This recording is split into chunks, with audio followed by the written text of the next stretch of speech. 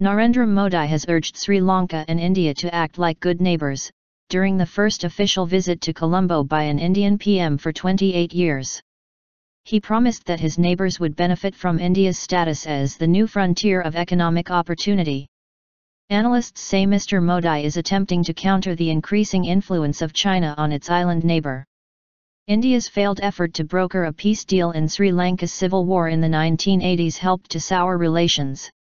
In recent years, China has offered cheap loans and helped Sri Lanka with major infrastructure projects.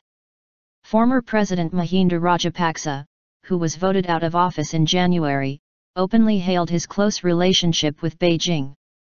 However, the new government of Maithripala Sirisena has announced a review of all major deals with China amid claims of corruption. Mr. Sirisena made his first overseas trip as president to India last month, apparently indicating a willingness to revive the relationship.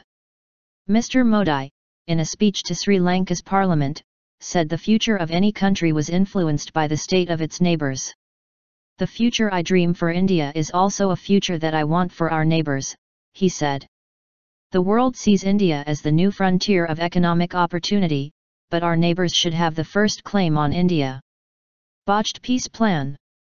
Mr. Modi also urged the new Sri Lankan government to push forward with post-war reconciliation.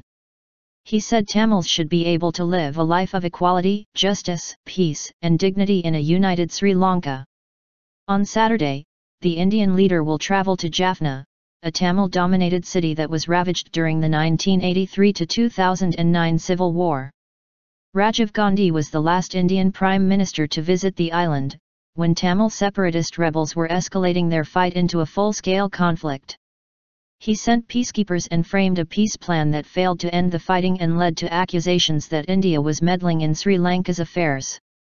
Mr. Gandhi was hit with a rifle butt by a Sri Lanka sailor during his 1987 visit. 4 years later, he was assassinated by a Tamil tiger suicide attacker in southern India.